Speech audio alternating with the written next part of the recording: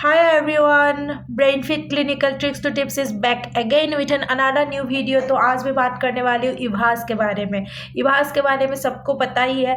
इवास is an institute in Delhi which provides MPhil in clinical psychology.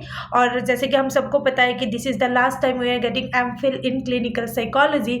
और ये इवास आता है दिल्ली यूनिवर्सिटी के अंदर, मतलब रजिस्ट्रेशन जो होता है वो दिल्ली यूनिवर्सिटी के अंदर है।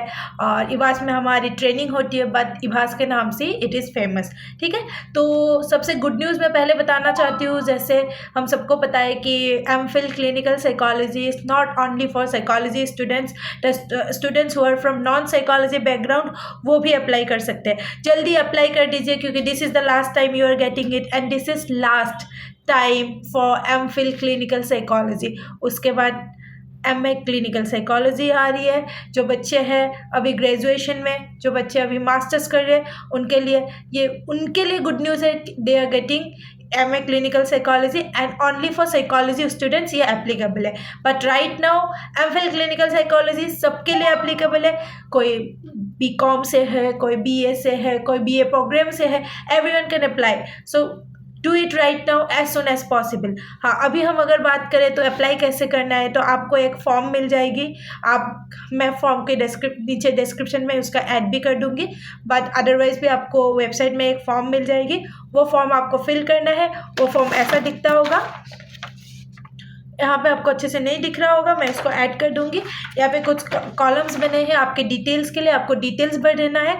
साथ में आपको क्लास 10 की मार्कशीट, 10 का सर्टिफिकेट, 12 की मार्कशीट, 12 का सर्टिफिकेट, बैचलर्स एंड मास्टर्स की मार्कशीट एंड उसका सर्टिफिकेट। इसमें लिखा हुआ है इस बार कि आपको आपका BSc और BA साइकोलॉजी है तो उसका भी आपको सर्टिफिकेट साथ में लगाना है।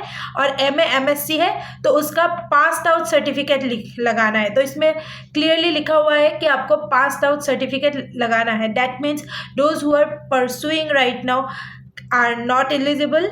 और इसका फ़ी पेमेंट है, जो रिजर्व कैटेगरी है उनके लिए अलग है और जो नॉन रिजर्व है उनके लिए अलग है। ठीक है, जो रिजर्व कैटेगरी है उनके लिए आई थिंक इट्स 1500 एंड जो नॉन रिजर्व है उनके लिए 3000 है।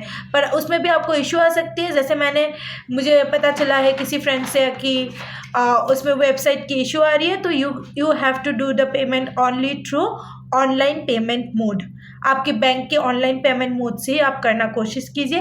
और अगर नहीं हो पा रहे तो आप उसका डिमांड ड्राफ्ट भी कर सकते हैं। डिमांड ड्राफ्ट करने से भी उसका जो आपको कॉपी मिलेगी, या फिर ऑनलाइन पेमेंट करने के बाद उसका जो स्क्रीनशॉट है वो स्क्रीनशॉट लेना है, उसका कॉपी निकलवानी है, प्रिंट आउट लेनी है, उसको अपने डॉक्यूमेंट्स के साथ अटैच करनी है and then you are good to go. हाँ, मैं भूल गई थी बोलना कि अगर if you are from a reserve category also add your reservation certificate. ठीक है, thank you guys, and if you want to know anything more on this, do let me know, comment down below.